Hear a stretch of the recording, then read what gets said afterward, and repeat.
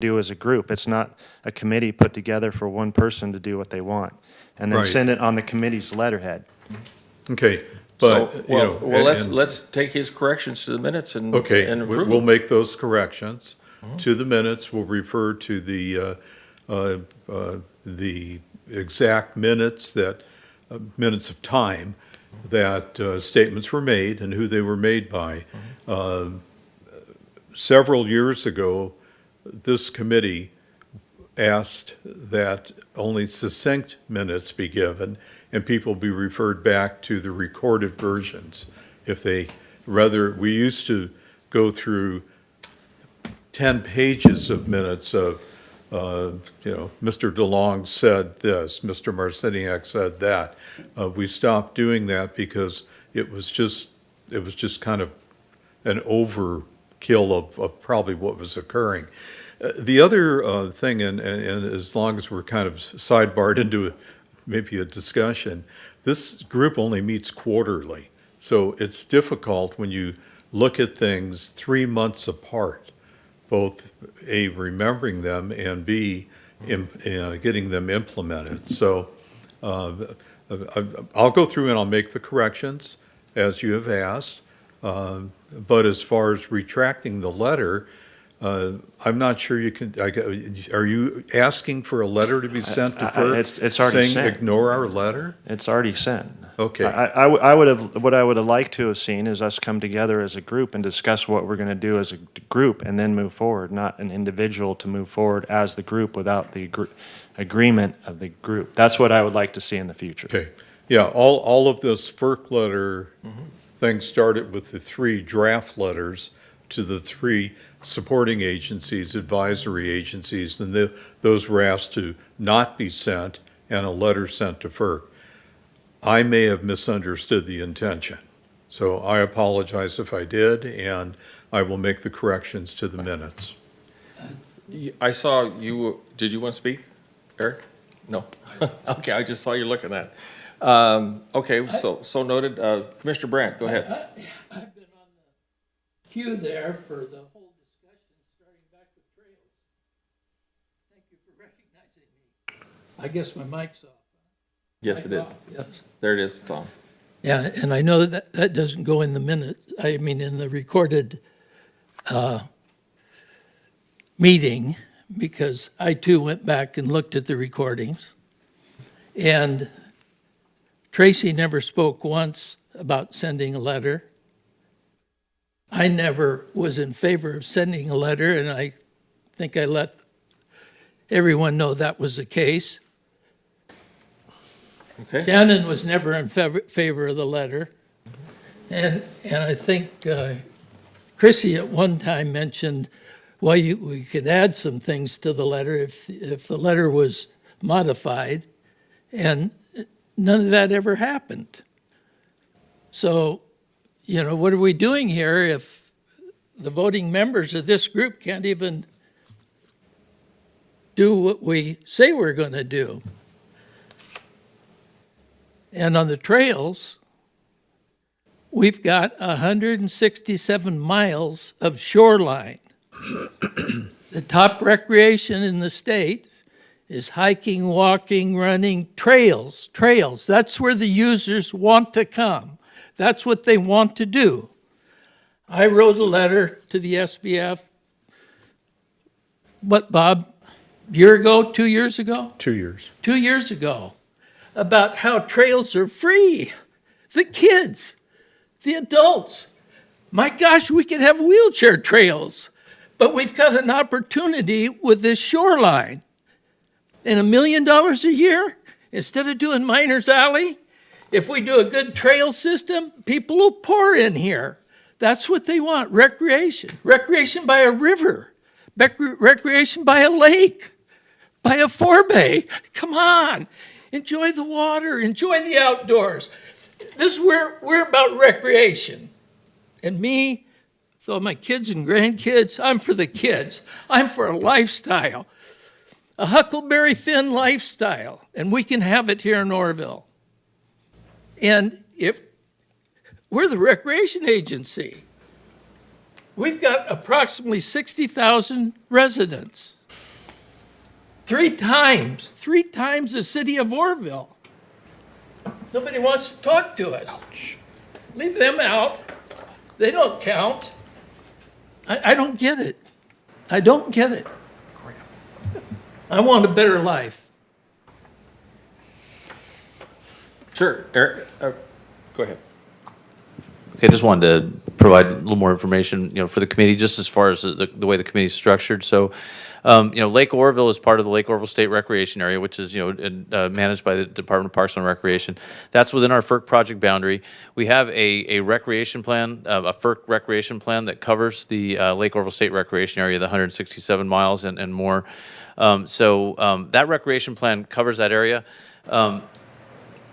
FERC's jurisdiction is that area. The Supplemental Benefits Fund is really designed to cover the areas that's not covered by the FERC area. So there's already a trails plan. There's going to be new trails and improvements and things that are going to go on in that recreation plan. That's part of the new license when it's issued.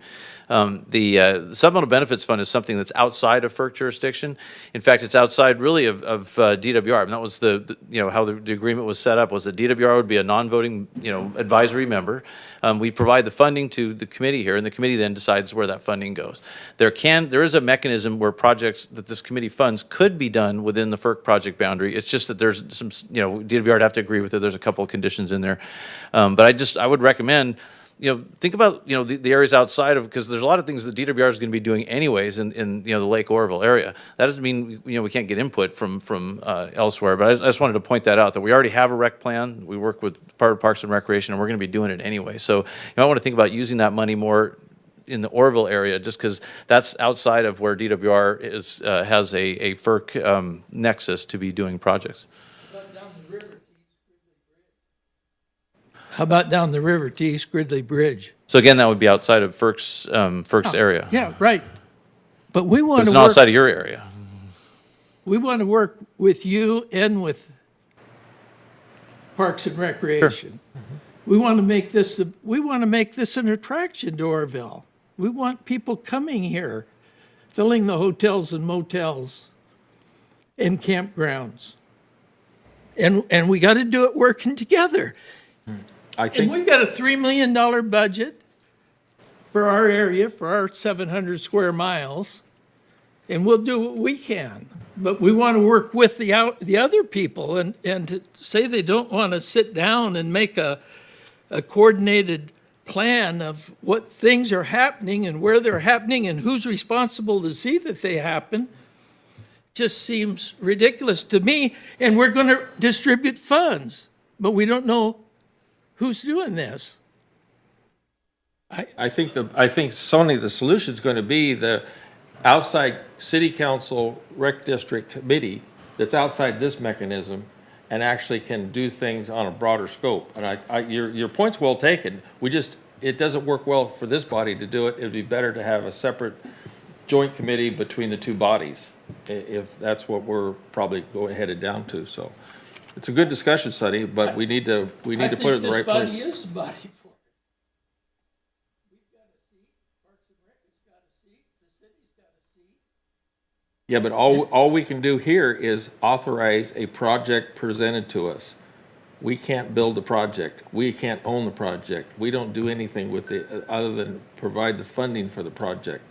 If the rec district and the city get together, you can do a whole different ballgame. And certainly the two bodies could apply to this body for money to do a project. And we've already done that in place. I mean, that's what's happening. And I think part of the bigger confusion, and hopefully we'll see this, and that is the settlement agreement was planned to be working as soon as the license was issued. In the meantime, we actually have had good faith efforts done by state water contractors, DWR, and put things in place prior to the license being issued. And that's what we need to talk about. But once the license is issued, then the whole settlement agreement is supposed to work. Yeah, and just to add on to that a little bit, so the settlement agreement includes a lot of projects. The majority of the projects occur once the license is issued. That's the trigger for the majority of those projects. But there's a lot of the settlement agreement that was triggered right away once the signing of the settlement agreement. This committee was one of those things. So Yeah. this committee wasn't dependent upon waiting until the license was issued. Right. And so there was that initial $1.9 million that was provided to this committee. Start, yeah. Yes, and that lasted through, I think, about 2011 or so, and at that point, the money was starting to run out, and at that point, there was a request made by this committee for some advance funding against one of the future pots of money that would occur when the new license was issued. DWR agreed to that, and actually, that has now been expended. That was $4.3 million. Right. And so that was that last payment we made earlier this year, that was the last of that money. So when that runs out, there's no more pots of money other than the $1 million a year that will be issued once the new license is issued, and $1 million for a 50-year Right. license. Hopefully, all that'll happen. Yes. Yes. All right, so let's get back to the agenda. So noted your changes to the minutes. Thank you. Anyone else have? So we Other need than an that- action on the Yeah, consent. open a motion for approval of consent with amendments made.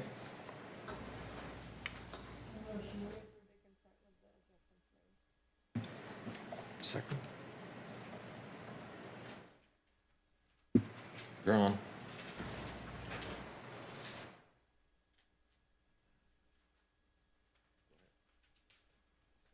The amendments are going to be made, and they'll be next meeting? Yes. Do we approve the minutes at the next meeting, or do we approve them at this meeting before they're made? You can approve them at this meeting with the Adjustments made, adjustments that have been recommended. and then we'll be presenting. And at they the next will meeting. be presented back at the next meeting as part of this meeting's minutes. Okay? And then at that time, if they haven't been changed, then we can discuss it. We can do Certainly, this all over I'll again. I'll second that motion. Okay. Any questions under the motion? If not, I'll call the roll, please.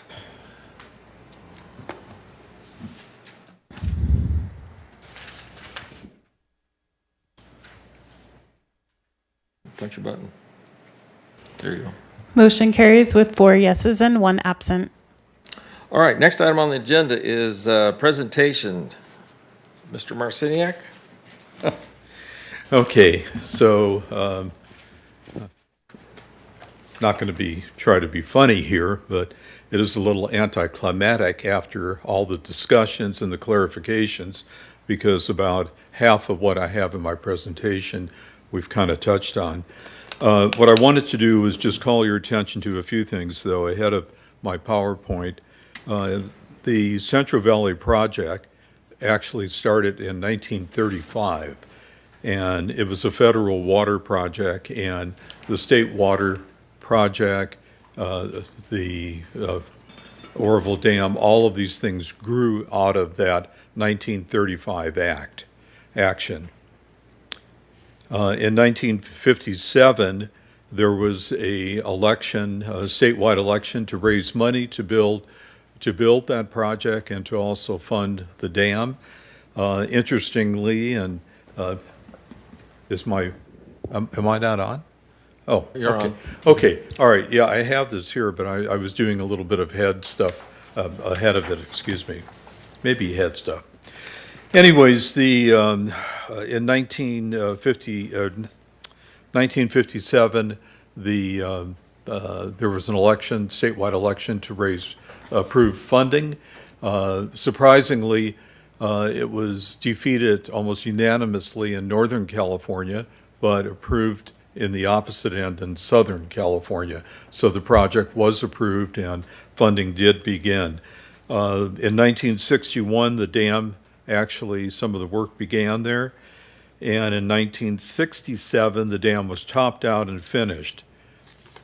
In your handouts that I gave you, I found some 2001 articles from the Chico News and Review, and it talked about, alluded to the things that had happened 50 years prior, the old license, and that's why people insisted on having all of the meetings and the various studies that occurred to try to have something other than a handshake and a smile.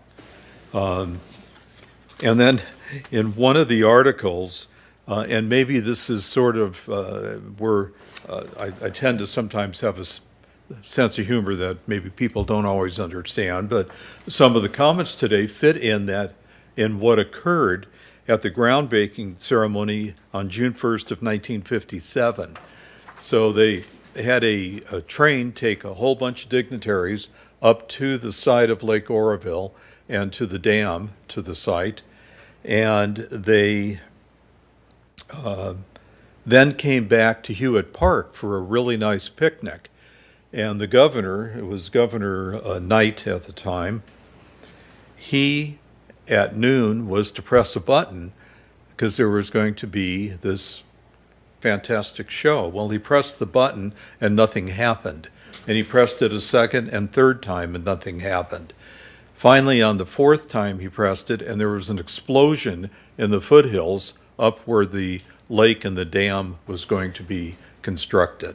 And so maybe prophetically in 1957, there was a tone set in not only in the dam and the lake construction, but in the community, that things would be difficult and wouldn't always go as anticipated.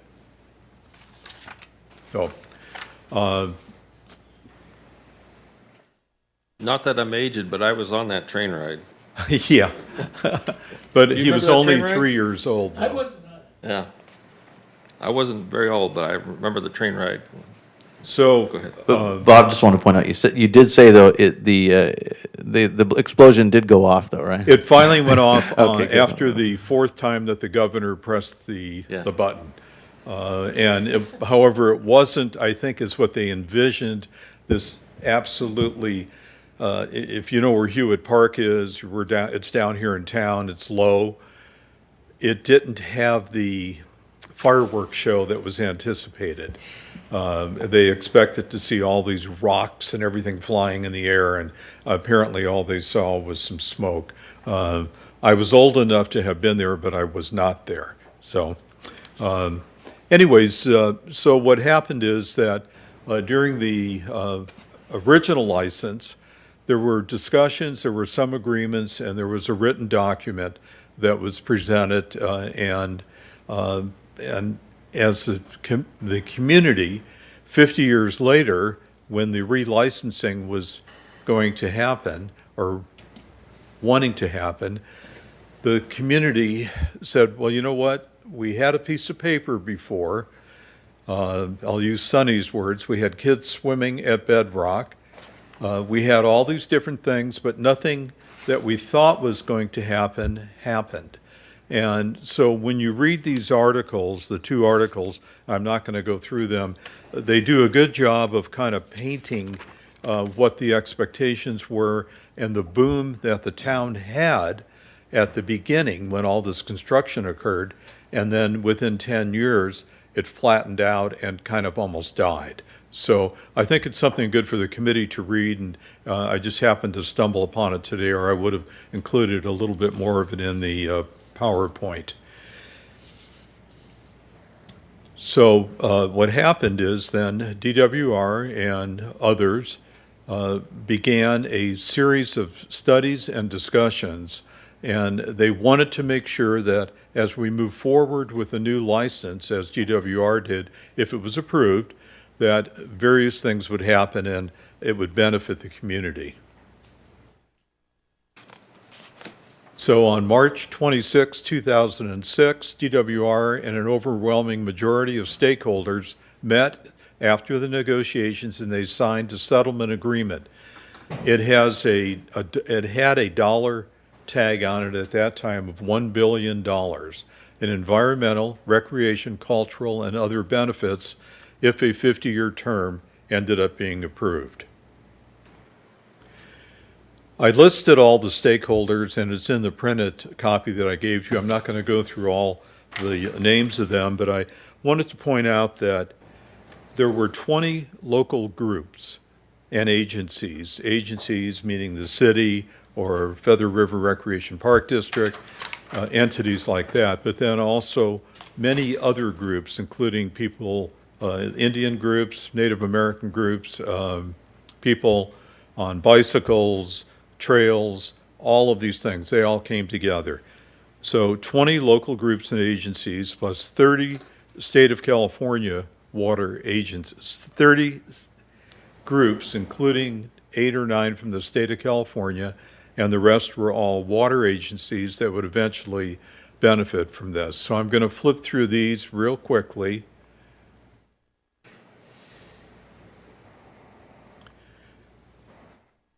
Excuse me. When the license was signed, going to be signed, Butte County had participated in the various meetings,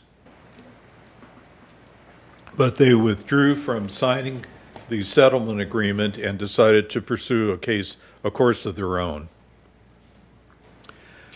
There's a whole bunch of key dates, things that had to occur. One of the items that was supposed to occur within 2 years of the signing was the biological opinion. That did not occur in 2 years. It took all the way to December 5th, 2016. The settlement agreement was for the purpose of resolving all issues that had been brought forward that could be resolved and had been raised by the parties that were going to be benefit by FERC signing and issuing a new project license. The table of contents of the settlement agreement has 8 specific sections which has 42 pages. We're not going to go through each one of those. I think the point that I'm hoping to make with all of you is that this is and was and is and continues to be a very complicated agreement, and has a lot of items that maybe are up to interpretation, but at least there's something to go back and look at. Interestingly, the appendices, there were 7 of them. There's 110 pages of the appendices. They actually have more in that than the actual settlement agreement. They did have multiple meetings, many workshops. They asked for public input. If those of you that have attended meetings in the past or that are a part of attending a meeting, you put a notice out, you do an official notice to a group of people, to the city, you go through the newspaper, you try to do all these wonderful things, and then you have 10 people come to the meeting. Bob, we have a question from Mr. Brand. Oh, I'm sorry. Sonny, you have a question? Yes, when were the appendices completed?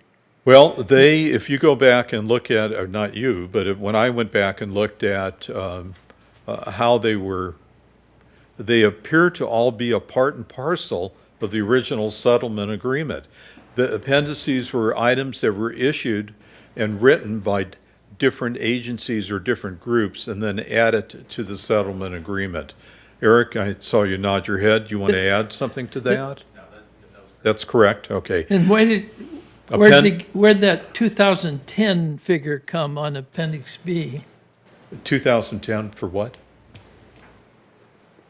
For approval Appendix B. Well, Appendix B- And a new list of Oh, signatures. Appendix B was not in 2010. Yeah, Appendix B was part of the package that was initiated in March of 2006. So Appendix A, which has, the articles that are in the license. Appendix B were the articles that included the SBF, by the way.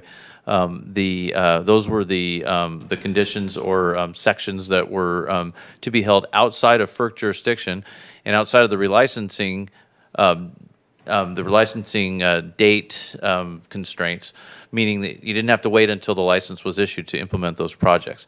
So that's why the SBF was able to get money and start going right away, because it wasn't dependent upon license issuance. There's an element of the SBF that's dependent upon license issuance that I mentioned earlier. It's that $1 million a year. That won't happen until license issuance. But all the other money did happen. The other $11 million has already been given to the SBF. There were some other things in there. We did a salmon spawning gravel restoration project, funding for the Orville Wildlife Area, 2 full-time game wardens, I think 5.5 FT, full-time equivalents or basically positions, 5.5 positions of people out there. There's about a dozen or so projects that were initiated immediately upon signing of the settlement agreement.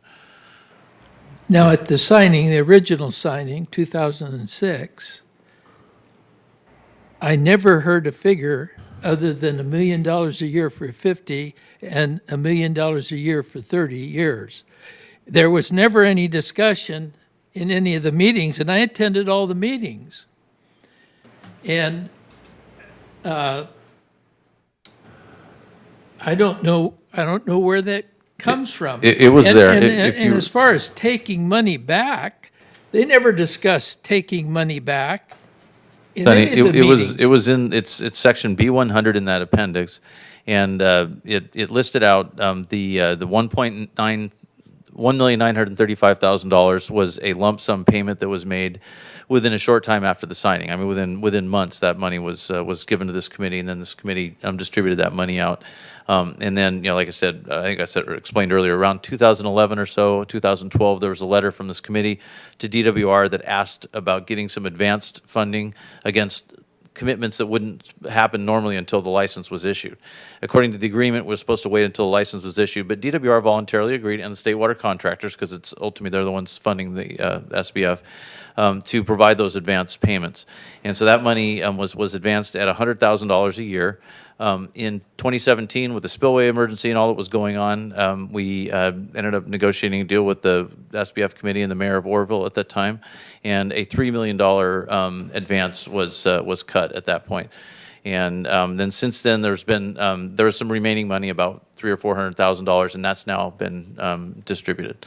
And that all totals $4,135,000 of that second pot of money. Okay, I do have a slide later in my presentation that Right. kind of talks about that. Okay. And I should also say that during the time that the settlement agreement was being negotiated, the city of Orville, the Featherville Recreation Parks District, I believe was the leader of that, had already been negotiating with the state water contractors and DWR and was already getting some additional advanced funding, because it was starting to look like there was going to be this SBF, this idea of the SBF. So there was funding that was provided. That was I think $5.2 million, and that's what paid for the Riverbend Park improvements. Yeah. And and- Appendix B allowed for that to happen. Yes, it did. So that's where Appendix B money came from. Right, so Gotcha. Appendix B is what you call a contractual relationship that DWR has with, the entities, the settlement agreement partners, but it's different than something that's FERC jurisdictional. So the Appendix B was held out of the license. It was a contractual obligation that DWR had, and I think we've satisfied all of the requirements in Appendix B now. We've completed all those projects. Right. So now it's really going to be the license issuance, which will be the trigger for all of the FERC stuff to come in, and then the rest of the supplemental benefits funding. Thank you all. Bob, Okay. can we continue Sure. here? All right, thank you. So a couple of the key points of the settlement agreement that, there were many workshops. The signatories agree to uphold the terms and conditions, and all the signatories are bound to the terms of the settlement agreement, provided the new project license is not inconsistent with the settlement agreement. And we don't know that yet because that license has not been issued. Whoop. Sorry. So there's four things that pretty much involve DWR. The license management, the importance of it, the relevance. The settlement agreement proposes enhanced stakeholder committees to provide advice to DWR, and that has been going on. The significance of that is for the life of the approved new license, it adds a protective measures to ensure that promises are commitments, that this is not a handshake agreement, that has some teeth to it. The next item is environmental management. The settlement agreement then calls upon DWR to manage water flows and temperatures, increase habitat, and provide for other related actions benefiting salmon, steelhead, riparian plants, and wildlife. It creates a timeline to do that. And so I've provided, I know, to the committee a spreadsheet that I've done that details how all of these things are triggered by certain things happening. The third item is the historical properties management plan. And so DWR needs to provide historic and cultural resources with continuing input from Native Americans and other interested parties. And up at the Visitor Center, there's a picture there, they have a great display of Native American settlement and also gold miner settlement in the community.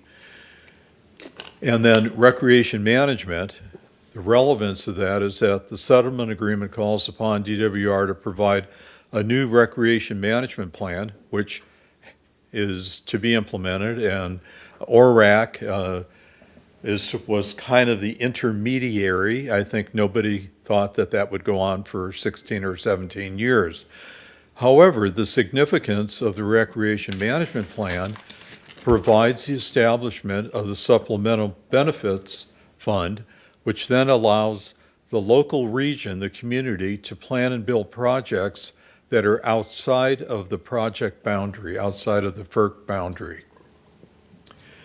So the Supplemental Benefits Fund partners, we're a partner in this. Appendix B of the settlement agreement. These are the four groups that are partners. Department of Water Resources, the State Water Contractors, the City of Oroville, and the Feather River Recreation Park District. The purpose of the settlement agreement, again, allows for funds to be provided by DWR, and those funds flow from State Water Contractors to DWR. Then they come to a Supplemental Benefits Funds Committee, who then make decisions on how the funds would be spent. Okay. DWR is to establish the fund. A 50-year term is $1 million a year. 45-year term, $900,000 a year. 40-year term, $800,000 per year. And then anything less than 40 years, DWR uses their discretion to determine what the funding is. Again, this depends on the FERC license. Can I ask you a signing. question, Bob? Yes. Is it going to be, I mean, could it be a 50-year license at this point, or did that clock start ticking at 2006? No, it can be a 50-year license if they sign tomorrow. Okay. Yeah, if they say it's 50 years, it starts on the date of the license signing. In the interim, in this gap that we've been in, we'll call it a gap, DWR has been operating on an annual renewal of a temporary license. So yes, the 50 years would start fresh. Because otherwise it'd be a 34-year, which Yeah, would mean right. that DWR can do what they want anyway. Yeah. Okay, DWR was to provide good faith money, and Eric, you talked about that, I think, in 3 different times today. But $11,270,000 was the good faith money that was committed. It helped to build the first 2 phases of Riverbend Park, which is in in your park district. It also, as the funds began to come in, an additional over $1 million, the committee approved for the soccer fields at Riverbend Park. The committee also approved a water well at Riverbend Park to help you with your water bill. They also approved and funded the playground structure adjacent to the soccer fields. And finally, it probably doesn't sound like a lot, but they approved purchasing a special lawnmower to mow the soccer field grass, which is a different type of species than the grass that's throughout the park. Which I want to make a comment here real quick. Your lawns look wonderful. I don't Yeah, know what you they look guys are great. doing down there, but they really look good. Rodriguez Landscaping. Oh, is that right? Okay. But it really looks, I mean, I've never seen the lawns look so good. They do look good. Yeah. So this is the part that Jonathan is interested in, I'm sure. The state water contractors in this agreement agreed to fund a part-time grant writer up until 5 years prior to the expiration of the new license. So Shannon, if the license is signed today, for the next 45 years, state water contractors is going to provide some type of funding. And there have been other discussions of not providing a person, but providing a company. those are decisions that'll have to be made when they're appropriate.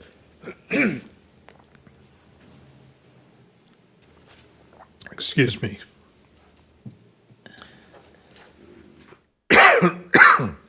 And the reasoning behind the grant writer clause was to provide some sort of a buffer because the original agreement did not have an escalation clause in it.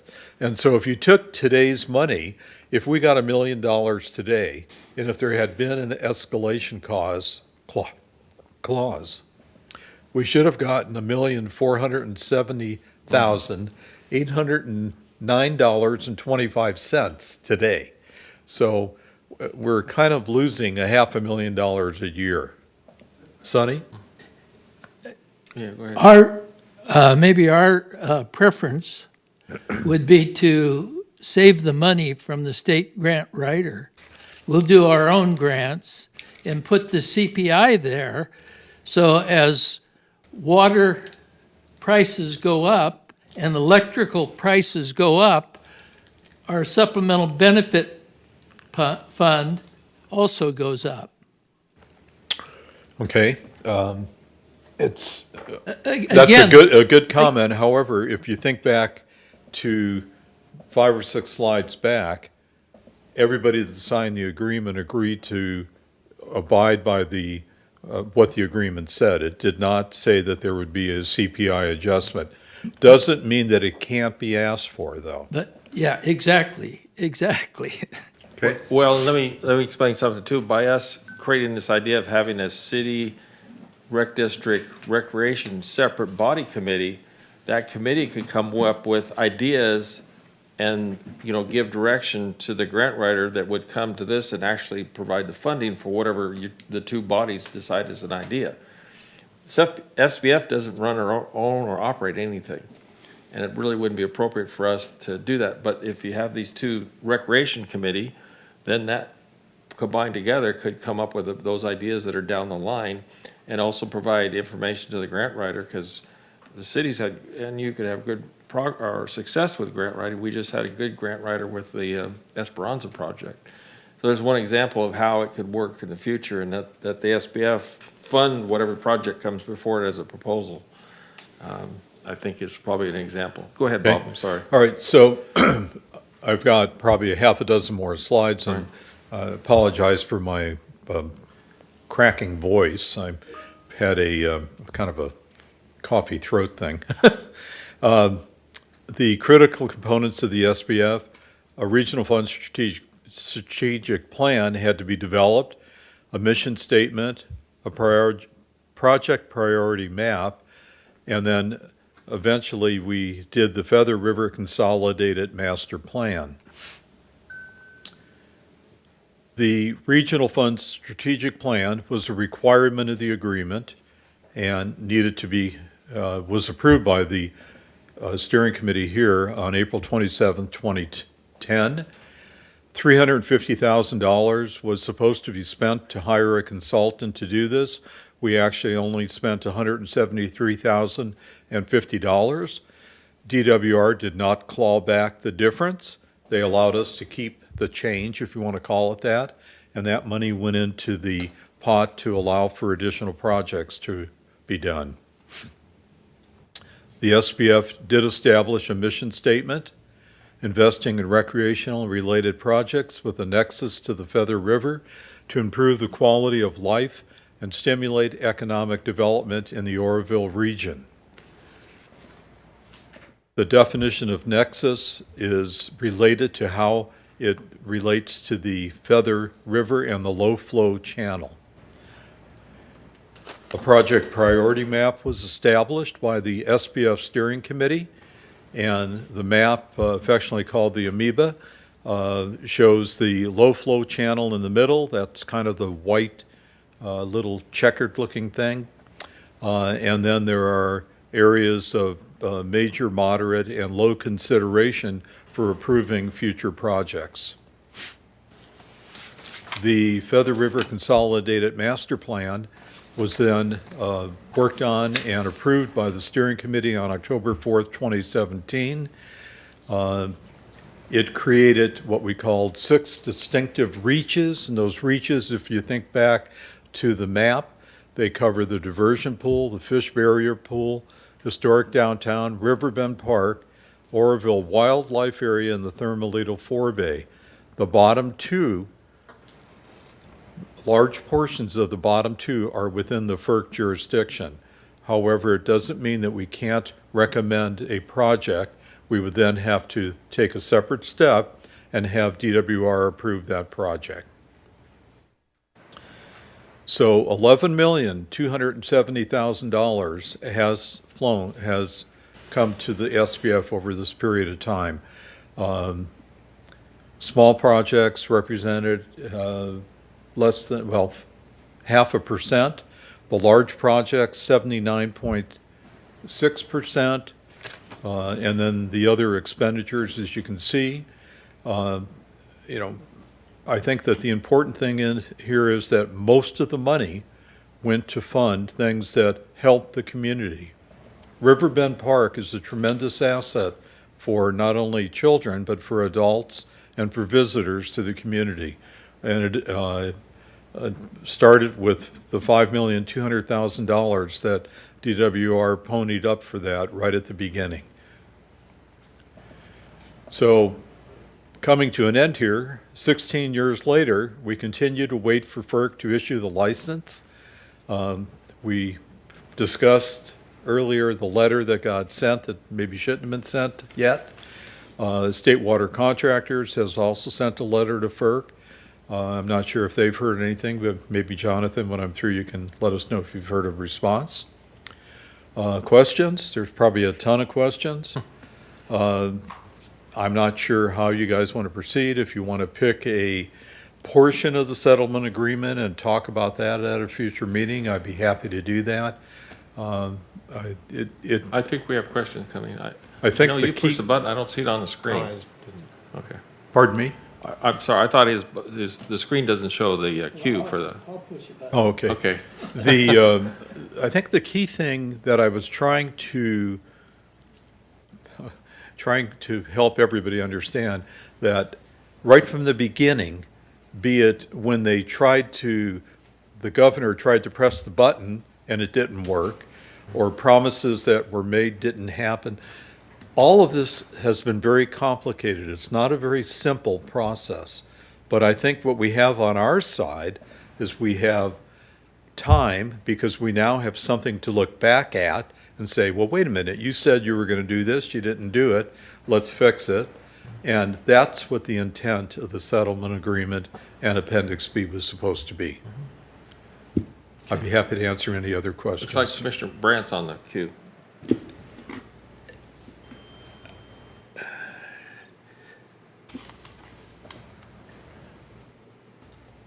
I'm not opposed to a letter to FERC. What I was opposed to and am opposed to is not telling them what we want. So I think we need to look at what we want done about the agreement. We want it approved with changes. We've got 16 years of history. Now, we know what the operation of the project has produced. And we need to look, particularly since I wasn't aware at the time I signed it, that the loss of power would cost us from our recreation SBF, the money come out of our SBF. You've got 16 years of history. So if DWR would share that with us and tell us what our funding would have been for the 16 years that have just passed, we'd have some history to look at to know the type of thing we might expect for the next 50 years. And I'm sure they've got those records. It's just a bookkeeping secretary type job to go in and put the figures down and see what we'd lost for lack of water deliveries and lack of power generation. And the power generation is a serious one. Water, not so serious. But the powers just eliminates a recompense for blocking the river from the citizens in the middle of Oroville. And they're not going to take the dam out for us and give us the river back. They're just going to take the money. Commissioner DeLong. As far as things I'd like to see, there's a lot of things that I've heard, and clarification would be good. Like, what does RAC look like after this? From what I've heard from everybody, once RAC is in place, the community kind of loses its ability to object, its ability to really have any bite, if you will. Also, there's people, and it's kind of confusing in the settlement agreement too. It makes it look like the terms of the SBF, once the license is signed, kind of go away. So after the agreement's signed, what does all this stuff actually look like? Because Okay. it institutes some changes, but what are those to what we're seeing now? I actually, I will send to all of you, I do have a summary on the RAC, executive summary that I did several years ago. It still holds. The SBF does not go away. The funds that, be it a 50, 40, a 30, 50, 45, 40, or a 35-year license, those commitments are still there. I guess, I'll try to guess at it. If FERC approved a 5-year license, I suppose DWR would then have to determine how much money they would provide to the community during that 5-year period. It's just, it's kind of, it's an unknown, unfortunately. The beginning of Appendix B, measures agreed upon among the parties, but not included in the new project license. That's the header. So it says right in the header, it's not included in the new project license. That's Okay. where I think the confusion might be with what happens to Project B after the new project license. I think Eric might be able to answer that question. Sure. Earlier, that's what I was explaining about how the DWR has a contractual obligation as opposed to a FERC license obligation. So we are contractually obligated. Just, it'd be like if you, buy a new car and you sign a, financing agreement or something like that, your mortgage on your house or something like that. It's an agreement. It's just not something that's under FERC license jurisdiction. So that's allowed us to not have to wait for all the FERC rules to happen for us to initiate several of those things that we have. Again, it's SBF funding for the Oroville Wildlife Area, all these things that have happened prior to getting the new FERC license. When something's in the license, it becomes, under all the rules, that umbrella of rules that go along with that license. We have an existing FERC license right now that has its own set of rules. So it's like right now, when we did these recreation projects recently in the last few years at Lake Oroville, we had to get permission from FERC to do that. We agreed to fund the project and do the project, but then we had to write a project description up, send it to FERC. FERC wanted to know how, have you complied with all of your environmental regulations, and, does this affect any dam safety issues? We had to show all that stuff and request for them to allow us to amend our existing license to make that project part of the existing license. And they agreed, and so we constructed the project. And now that it's part of our existing license, we're responsible for its maintenance, for its, its upkeep and everything. So, and so that's why, we want to be very careful what we accept into the project, because then we, are obligated then to maintain it as well. So, there's contractual obligations. That's what the Appendix B was all about. It's not under FERC jurisdiction, but DWR, it's a condition that DWR needs to meet. And if we didn't meet it, then it would be a whatever breach of contract or whatever the legal term is for that sort of thing. I might ask, Aaron, could you tell us too about you've been trying to do some trail improvements, and you're kind of restricted by, you mentioned earlier. We had talked about, after the spillway incident, that we were trying to make some of the trails multi-use, and we actually had community meetings, we had some consensus between the different user groups, but when we put the proposal forward, because of all the conflict in the past between the user groups, it was one of those items that FERC had identified that it needed a subcommittee group after the new license to meet and actually agree on any projects going forward. And so we were not permitted to do any work to make a multi-use trail prior to the FERC license. Is that? So that subcommittee, have you formed it yet? And who would be make up of that subcommittee? That would be part of the RAC, the new system. It'd be a subcommittee of that group. Gotcha. Yeah, and invariably, we'd also include the trail user groups, you know, the bicycle organization, the equestrian groups. Yeah, and actually, Aaron brings up a good example of that. You know, so many things happened in, 2017, 2018. You know, when the spillway emergency occurred and, we had all the construction going on there, we had to close a big area around the spillway down, close down boat ramp, the parking lot, and the trails in that area, which took out of use for a period of time, so some really nice bike trails and equestrian trails, but especially some of our really nice bike trail.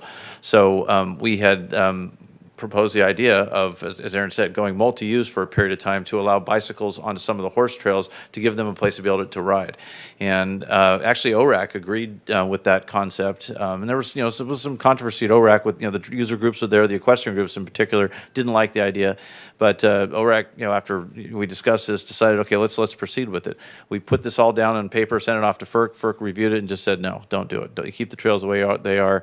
And Aaron said, they said, work it out in the future when, your new license is issued. So we just said, okay. But we tried, but FERC doesn't always agree with us with our recommendations. Well, in a short, I know there's a letter that she sent about the Afterbay campground. I don't want to say the Afterbay, the outlet. After ballot, yes. Yeah, Afterbay outlet. You're trying to get some work done there. Is that the same Yes, okay, so. example? Yes. So Sutter Butte Flood Control Agency has received some grant funding to implement that project. So it's a project that's called out as a future project to occur once the new FERC license is issued. Sutter Butte Flood Control Agency said, well, what if we were able to acquire funding? Could we implement that project now? And so we said, sure, let's take a look at it. So we are in the process right now of putting that package together to go to FERC, because we didn't want to ask FERC approval for the project if they didn't have the funding for it. So they just got the funding approved, and in fact, Bob had, sent an email out earlier to the committee that was the notice of determination, which is some CEQA stuff that has to happen with the environmental analysis. But so we're getting all those ducks lined up right now. They got the funding, so we're about to put the package together. We have to have a project scope that we send to FERC, and FERC invariably is going to want to know, how are you complying with your environmental permits? So we're going to have to get that all lined out and everything else. I would doubt that FERC would not approve it with the amount of public support that we have. SBF has done a lot of homework on this. They've got a lot of support from of course, from the ORAC committee, from the hospital, the local fishing guys. They've actually got a bunch of sponsors on this. They need to do that to get the funding, to get the grant approved. So so we think we have a high probability of getting FERC approval for that project. So and we're willing to take that risk. And isn't that, we're talking about the campground, isn't that one of the PM&Es in Appendix A? yes, it is. What not? Yes, Appendix A. Yes. So it's in the future FERC recreation plan. It's one of those projects, but that future FERC recreation plan, since it's part of the FERC jurisdiction, it won't trigger until the new license is issued. So this is basically doing early implementation of a project that eventually would happen anyways. The nice thing is we're getting it done now, and they're also going to do an improvement on the boat ramp. They're actually going to put in a new boat ramp that's paved. Right now, there's pretty much requires 4-wheel drive to launch a boat there. The block ramp. Yes, yes. I mean, we did put some concrete matting in there, but it's just it's janky. It's not a very nice boat ramp. So they're actually going to keep that boat ramp for car top boats to be able to launch their kayaks and everything. So they're not right there where the main boat ramp is. But we're actually going to have a paved launch ramp, 2-lane boat ramp for motorboats to be able to launch there. Are you done with your? Yeah. Okay. Commissioner Riggs, please. Thank you. My question is, if that project is approved, does that open up, I've got my Oh, microphone you got you. here. I'm sorry. Does that open up or require you to reallocate that time and project funds to another or similar project within our region? No. So what DWR. It's the box and now you're off the hook. Yeah, it does. And ultimately, from FERC's perspective, when they have a recreation plan to a licensee, it's up to the licensee to see that the project gets done. So if someone else can do it, if the licensee can get grant funding to do it, if the licensee can hold a bake sale or whatever to get the funding to do it, it's just up to the licensee to get it done. So that's the way that FERC looks at it, is by the project, not by the cost necessarily or anything else. Unless there's some condition in the license that is specific to cost, then it would be the licensee's responsibility to address that cost. But the way our rec plan is set up, it's for projects and maintenance, for the actual facilities themselves and then maintenance of the facilities. Okay, thank you. Do you want to come up, Eric? I'll get Commissioner Brandt, second here. He held his hand up before you. Actually, by Sabuthka doing that, he saves DWR or state water contractors some money because it doesn't have to come out of that fund. Because assuming that's one of those projects of the $1 billion commitment. Yes, okay, So so. now you don't have to, somebody else is paying for it. Yeah, and that is true, but I just want to clarify. The state water contractors generally does not pay for recreation at our project. Now, the SBF is different, because again, it was a contractual agreement. State water contractors agreed to fund the SBF, but the recreation plan stuff is not going to be funded by the state water contractors. That comes from a different pot of money at Department of Water Resources. But you are right, your overall point is, yes. The overall point, yes. Yeah, it saves us from having to do the project and all the permitting. And, well, we've already done, they're using some of our EIR work that we've already done for the relicensing for their project, which is, smart. But, yeah, design, the stakeholder engagement, all that stuff. So it is definitely a benefit for us. And we get it done right away. That's the upside. You get it done right away. That boat It's a ramp cool has been a project. thorn in my side for 30 years, and I'm really looking forward to having that done on the short term. They'll be able to do the project faster than DWR can do. I don't know why that is, but Well. so I wanted to make a couple just in general overall perspective of the settlement agreement and the relicensing. A lot of focus on the SBF, but when that happens, there's a lot of other projects that get triggered or the opportunity for those to be triggered. So that's a comment and then a kind of a question as well, just for clarity. So we know about the diversion pool project, the Lake Boulevard, for an example, all the improvements, and there's multiple projects, and they're not necessarily dollar assigned like the SBF, which it's unfortunately an escalator or a COLA wasn't included, which should have been. I don't know how that got biased, but here we are nevertheless. In other words, it's $1 million, or less, right? But coming to the projects and the relicensing, along with whether it's trails, whether it's that diversion pool project or the Loafer Creek pool pond build out for your static water opportunity. There's just a ton of really cool projects tied to the relicensing that will help with tourism and all the things that we are hopeful for. Personally, I'd like to see more of those projects concentrated closer to town to benefit Oroville, because of we can talk all day long about the impacts of promoting our town because of the dam incident and all of that. But just as far as priority projects and getting things done for us. That being said, when you get into the ORAC and all the discussions and the presentations and the biannual report, some of the mechanisms that trigger these projects are like traffic counts, identifying how many people are coming to Oroville or to our overall project, the SRA total area, the wildlife, the aquatics, the fore-bay, after-bay, the lake itself, which I think you identified approximately 1.2 million people a year visit. And so we identify those counts. And so some of those projects seem to be attached to the visitation. In other words, you'll build it and they will come.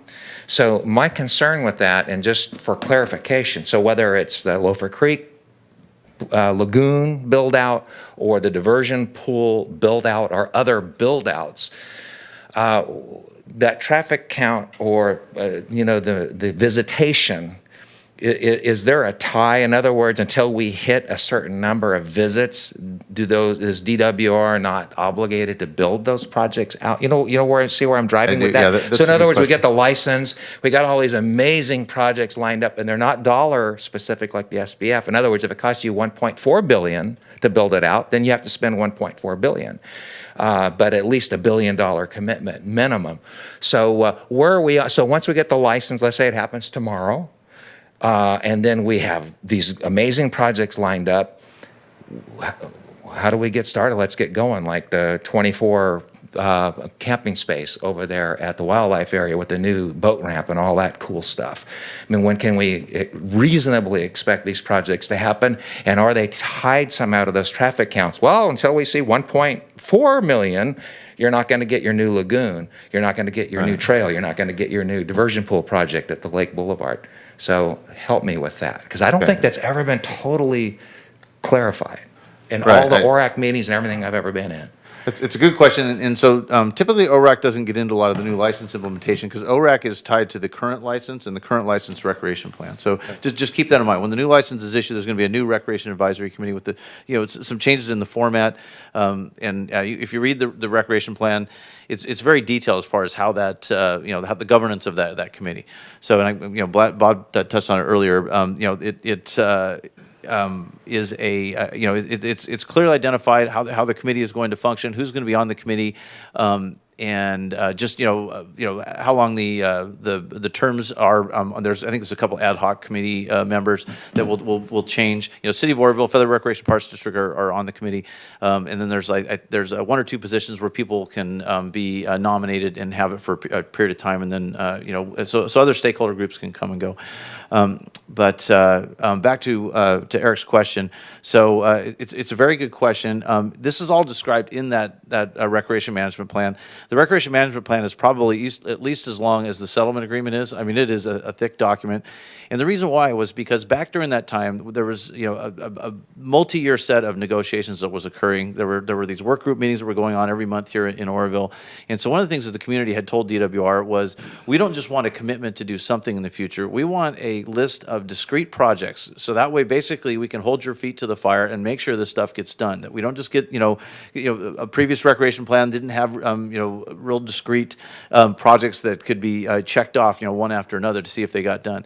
And so they wanted DWR to write a full recreation plan, not a draft. They wanted to have a completed recreation plan that they were, helped write, and that would be what they were going to be voting on if they do vote to accept the settlement agreement. So and that's one of the reasons why it's as long as it is, because it contains all of these details, all these discussions, things people wanted to have in that document. So what that document does is the overall strategy of the document. It has an initial build-out period. We know we have a 50-year license, right? So it has the first 10 years. There's going to be a large set of construction. So that's really when there's that first phase. There's going to be a lot of construction that's going to occur. Then there's going to be monitoring that's going to happen of those the constructed facilities and everything else. And if the visitation rises to a certain amount, it would then trigger the need for additional facilities to be constructed. So you build a parking lot to a certain size. If it meets certain criteria, it fills up or is at, I think it's 75% or 80% of capacity for a certain number of days. That would trigger a future expansion of the facility. And so that was how the group came up with a strategy for, okay, we can't think about what's going to be needs for recreation for everything going out for the next 50 years. I mean, when Lake Oroville was built in 1968, did anybody know what a jet ski was, or what a mountain bike was, or what stand-up paddle boarding was? Just all these things that will come along. And so they didn't want to think up everything for 50 years because that wouldn't be reasonable. But they came up with a first 10-year build-out. Then there's going to be this monitoring element, and then based on in the monitoring section is huge in the settlement or in the recreation management plan. By the way, with all the details of how they're going to do the monitoring, they let the consultants go crazy with that, but they have very detailed criteria that's met. Once it's met, that's then a trigger for a new license. And it was called the triggers plan. I think back at the time that's what they called it. So, anyways, that's all described in that recreation management plan. I can certainly send copies or provide copies to anybody that would like a copy of that. And we actually, I believe we have it online too. And I can. Maybe that would be the best thing to do is I can send the link after the meeting. But that's the strategy. Is it's there's hard commitments for a certain number of projects. There are some feasibility studies in there as well. We'll do a feasibility study to see if something's feasible to build. Example: one of the things was talked about was a bridge across the diversion pool. Right now, you can't really do a loop trail at the diversion pool. Right, you can go up one side. There's a trail on the other side, but then you got to go all up on top of the dam and then back down. So having a floating bridge or some kind of but. Something like that could be very expensive. There could be safety concerns and with being part of the diversion pool with spills and everything else. So there's a lot that needs to be looked at. The group decided some of those things they couldn't design it there at the meeting table. So there are some feasibility studies in there, but there also are hard discrete projects that are going to be constructed. Some of them were just constructed in the last 3 years. As far as some of the work that we've done up at Lake Oroville recently. So, but that's the strategy. The first phase is construction, then there's going to be monitoring, and then possible new construction based on triggers from that monitoring. Thank you. I think that answers the question. Yes, Mr. Bateman, you want to speak? Yes, a couple of things. I represent the Feather River Recovery Alliance, which had a petition to FERC to hold the DWR accountable signed by 6,500 people, which is quite a large number for the city. We did it all by volunteers. There's no money paid for it in signatures. I want to get back to the settlement agreement and what perhaps you guys could be helpful in proposing. Bob, if I could call you that, I'm not sure I can pronounce your last name. He suggested that certain things need to be looked at, and I'd just like to make a couple of comments on that. I think the plan needs to be updated. I mean, the recreation plan, I think, originated 13 years ago or something like that. And a lot of things have happened since, and that needs to be updated, and that's something I think you guys should ask for. Secondly, the costs need to be, we've talked about the benefits that the DWR providing out of the $2 billion so that the water's worth in the market. But we haven't talked about the costs we've incurred. And one of them is those evacuations. We've had 2. And the total cost of those for the community is several million, maybe 2, maybe 3. And none of that has been compensated. I don't know if the city has had any compensation for their costs, but the ones that business made were dropped because, quite rightly, I think, the fact that evacuation shouldn't of itself generate costs that are compensated, because that would change the decision making regarding evacuations. And but it was the flow instance was no doubt caused by poor maintenance and poor regulation. And it wasn't just an act of nature, it wasn't raining terribly hard.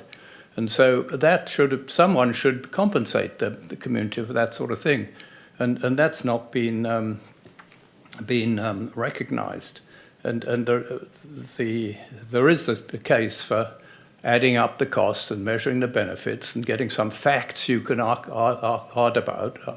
about, rather than just having basic negotiations with one party being united, the DWR, the community being diverse and not all working all together. The second thing, and so I think that needs to be reconsidered also. And the second thing is the ORAC. I went to the last meeting and I heard the chairman objecting a lot, at one stage asking the DWR representative why he should hit the work of DWR, and that has not been a very satisfactory organization. But we now have the Commission, which, Mr. Mayor, you were the person who mentioned to me that we should take things to the Commission, because I think it is a very well-functioning body which has had independent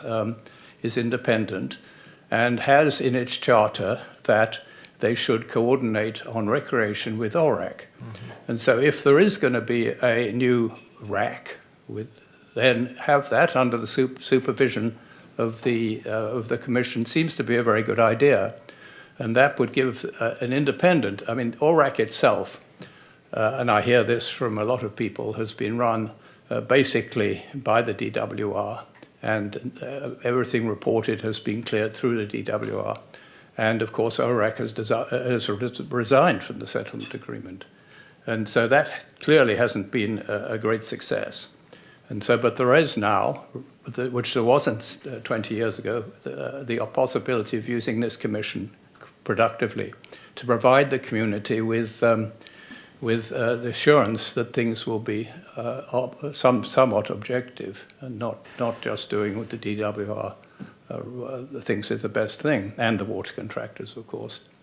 And our mission now, as we've decided, is to help establish trust in the DWR. If we can do that collectively, and so they are behaving in a way that we can trust, then I think a lot of these difficulties will disappear.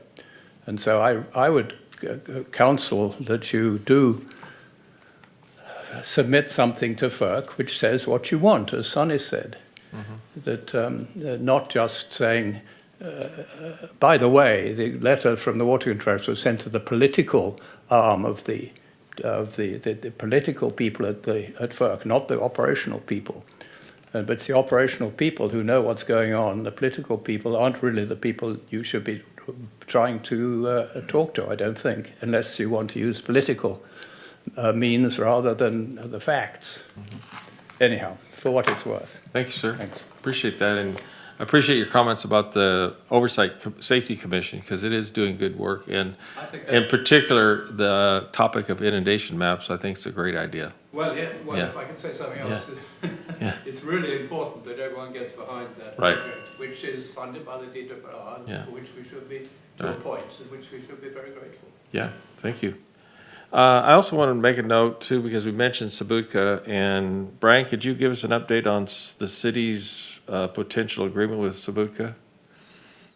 Yeah, there's going to be an MOU that's going to be coming forward to the council on Tuesday, which would be a potential agreement with the Sutter Butte Flood Control Agency to then, it's basically the establishment of a relationship, which would then allow the city to issue task orders for certain projects, programs, work that they can do that they are clearly the experts in. And in talking with them, I mean, an initial analysis that's, at least from my perspective, is there was a study done back in 2015 to 17, I believe, and Yeah. getting to the bottom of that study and understanding, okay, what truly is needed over there at this levee. And then from there, identifying funding sources. So those are two of the big things I think they could probably help us get the ball rolling and working towards. The city has a levy that was put in, I think, 2013. No, not 2013, 1913, excuse me. And it really hasn't had any work done on it since then. So Yeah, I think it's a orphan valuable levy, and it's Yeah. the city. I think it'll be a valuable partnership to help address many of the issues that you've raised about inundations. Yeah. Go ahead, Eric, real quick. One real quick. So at ORAC, about 6 months ago, I requested to do an exploratory as far as starting a rack, very similar to a couple of years ago, they started a tag team to deal with the cold water, because, that's Right. part of the license agreement is that they have to maintain Right. water temperatures. And so in like fashion, to begin exploratory for the development of the rack, which the Chamber of Commerce, by the way, in perpetuity and in the settlement agreement, we have a Right. seat at that table. Sure. Which then that allows the business community and all of those, Right. stakeholders to have a voice into that, into the future. But I just was curious where we were. I know that that was going to be a future ORAC item, but since it's been brought up a couple of times, I was kind of curious where we were in that thought or that process or possibility. So we know that eventually it's coming, so to kind of be ahead of that eventuality, so we can hit the ground running when it happens. Yeah, Eric, and regarding your question, in case it didn't get in the record about the ORAC had a discussion about DWR taking some actions as far as forming the Recreation Advisory Committee or some kind of exploratory committee. We did talk about that earlier. I did with my management, and at the time, there was some discussions going on about renegotiations of the settlement agreement and everything, and it just kind of got my department a little concerned about where things were going. So they decided they didn't want to do it at that point. We do have a recreation management plan in the settlement agreement with specific requirements. So we have to be cautious about how far we go. Actually, officially starting that before we get the new license issued, and not knowing exactly when it's going to occur. It could put us into a problem, because ORAC is not a continuation into the new license. There's a new format, but the ORAC committee members can certainly be on the new committee. There's going to be a different format. Feather Recreation Parks District, which right now is not on the ORAC committee, will be on the new committee. There are some entities that are on the ORAC committee now that are not their membership in the organizations. They were full organizations back 30 years ago when ORAC started, 29 years ago when ORAC started. But some of them, as far as I can tell, don't exist anymore as organizations. Gotcha. And that was one of the things that was identified as a concern. This is back in 2006. It was identified as a concern that there was never, FERC didn't really think through the fact that there might not be some of these groups. There needs to be some interval where they renew. And obviously, the city of Oroville is going to be around. Feather Recreation Parks District. Some of these other groups, these stakeholder groups, there needs to be some check on that. So there's some continuity, and to make sure that they are bona fide organizations going out. So there are some things that were learned along the way. One of the things I wanted to say about ORAC, though, about ORAC withdrawing from the settlement agreement, back during that right after the spillway emergency in 2017, 2018, there was temperature was pretty high in the room. I was there, I lived through it, and I think we're in a much better place now. action that happened in August of 2018 was really not a legitimate vote or committee action. ORAC never followed through on it. It's not a ORAC did not withdraw from the settlement agreement. So I know I've heard that a lot. I was at the meeting where that was discussed, but it was really, I think it was just kind of the motion that was going on at that time. But it wasn't on the agenda. The vote would have overturned a previous committee's vote. In Robert's Rules of Order, you need a 2/3 majority for that, and there were some problems with it. So anyway, I just want to make sure that this committee didn't believe that was true, that ORAC withdrew. The settlement agreement does have a withdrawal clause. I mean, it's actually in there. That was part of the negotiation. There would be a withdrawal clause, and so there's specific steps that entities that are signatories of the settlement agreement are supposed to follow in order to withdraw. Right. Thank you, sir. Thank you for your questions. I think we've well discussed this topic. I think unless are you back on the?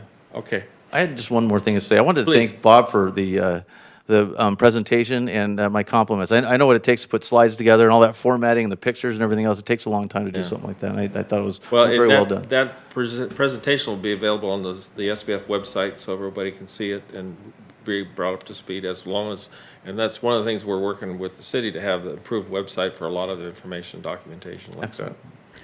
Thank All you, right. Eric. Thank you. Well, let's move on to regular business real quick. We have a request from the Downtown Business Association to extend the SBF grant number A3373. Any Okay, discussion? that is actually staff report. It's page 50 in your handout, in your meeting handout. This grant expired on July 1st. The ODBA did send a letter prior to July 1st requesting that it be extended for several months. They have done most of the work. They have a little bit of work that they would like to finish. A few of the items that were in the original proposal, I'm not sure that they're going to do. One is the bollards that would go in to block Miners Alley during an event. And part of that has to do with the repaving of the alley. The alley itself, the walls and everything are inviting and look good and they're great for events and everything, but the asphalt is just in really bad shape. It's not a real high priority item at the moment with the city, at least that's what I had been advised.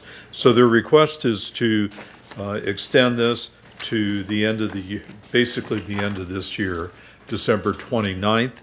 They have $12,048.88 remaining of the $55,000 that previously was approved by the committee. Okay, any questions? I entertain a motion to move that item.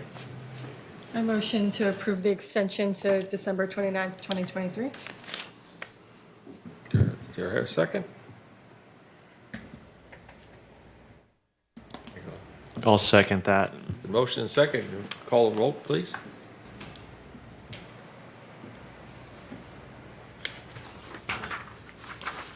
Motion carries with 4 yeses and 1 absent.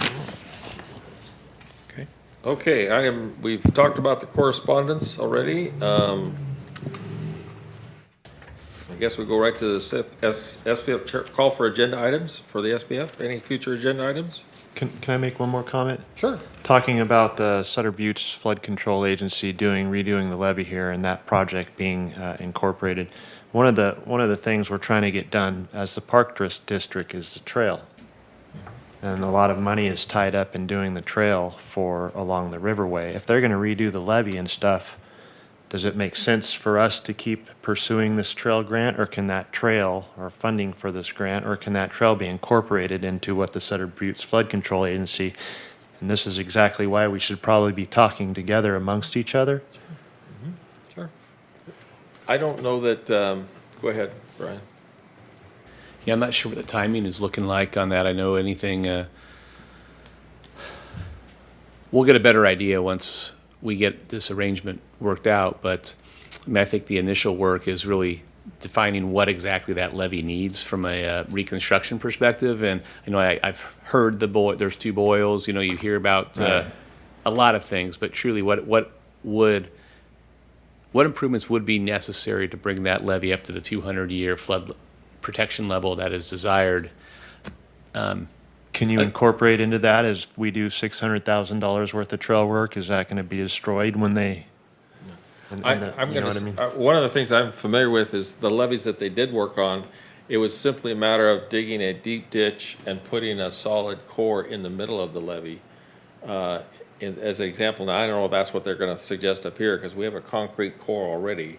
I don't know what their improvements be, but I would say as a city councilman, we certainly wouldn't want anything disrupted, the existing trail or improvements to the trail. So whatever they come up with, the solution would be to leave the trail as is and not destroy or damage any part of it. I mean, that I could say easily. I could certainly confirm some things. I had a call with them yesterday, and I have another call with a different individual tomorrow. I can certainly see what the best practices have been, what they have done to the mayor's perspective there. And if that I know they're not going to be able to say, oh, absolutely, that's what's going to be needed here, because they haven't dug down and really digested the information. But at least I can see how they have customarily worked on some levees to improve them. The other factor too is we've had discussions about them increasing the capacity of the river so that things like Riverbend Park are not flooded out as bad. And one of the early discussions I had is the possibility of opening up farther downriver, wider spaces, so the water doesn't build up and possibly come back to cause damage to Riverbend Park, as an example. So those are we're looking at the whole scope of the river and whatever they can come up with as solutions, and they've done very well all the way down. I know involved with the Gridley Labor Camp, and they did huge improvements there. In fact, changed the flood insurance we were required to have at the Gridley Labor Camp to nothing. We simply we're signed up to Sabutco, and the insurance company said, fine, you're done. You don't need to fool around with it anymore. So, yeah. Another thing that might be looked at would be the pond down at, below the bridge at Riverbend. Right. And the water coming in and water coming out, how you could control it. If that was made swimmable, yeah, it might be warmer water. Yeah, that's true. Very true. Good point. And, if you could get the algae out of there somewhat and have a controlled amount coming in and out, and if you develop that into a free swimming area. Right now, the primary swimming area is off the boat ramp, because the kids love to come out there and jump off the boat ramp. Got it. And if you actually had a swim pond there and could control water through there, so just another idea to look at. Sure. Great idea. We'll put that in the thought process for it. Any other agenda items from members? Advisory members? All right. Then we'll move for adjournment. Oh. Do I hear a motion to adjourn? Go ahead. Can we get, as an item on the next meeting, a report from DWR on what the funding would have been for the years since the agreement was signed this year?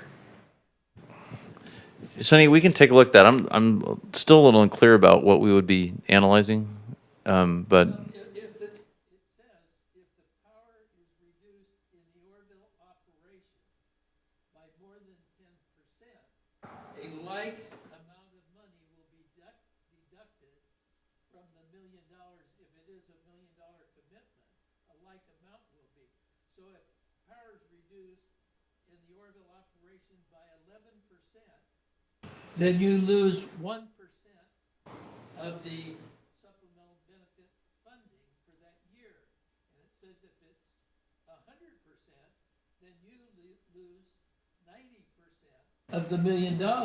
You're cut to I think 100,000. Yeah, I think it what says there is no reimbursement for that. It's gone. I think what he's asking for is clarification in the agreement about the way the terms of the agreement are. I think we could probably easily do that and clarify the specific cause he's talking about. yeah, we could do that. And so I think I get what you're saying, Sonny. And I will say this, it was a negotiated agreement. And so, there's a lot to it that, if you look at any one element of the settlement agreement, it may not look so good, but then when you look at everything else, I mean, if you look at that, say, over what, you want it over like a fifth, I don't know, what would be your start date? Would it be signing the settlement agreement or some, like, License was up and they were supposed to have a new license. well. That was I mean, 07. We really figured the license would probably be about 2012 or so, 2011 or so, when we got the 401 cert, so.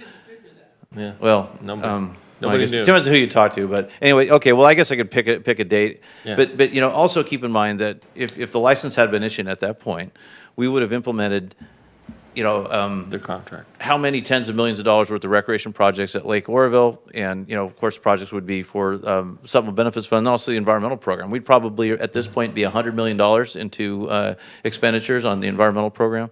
So, if you just take one element of the settlement agreement, look at the whole thing, I mean, this package is massive. There's a lot of things that would have happened over that time period that you're talking about, not just the supplemental benefits fund. So, I think the best thing to do is clarify that would be in that particular Okay. portion of that for the entire agreement. I think that's the best thing to do for Okay. that. Okay, we can do that. Thank you, sir. That I can do, yeah. Thank you. All right. Did I hear a motion to adjourn? Make a motion. We adjourn. Motion. I second. Don't roll. I'll just go by consensus here. Sunny, vote? Motion Thank you. carries with 4 yeses and 1 absent. Thank you all. The meeting will be adjourned. The next regular quarterly meeting of the Supplemental Benefits Fund Steering Committee will be held Wednesday, October 25th, 2023 at 2 p.m. Mark your calendars, folks. Thank you all. Mr. C, you're going to send over the link to the recreation plan? Yes. Thank you.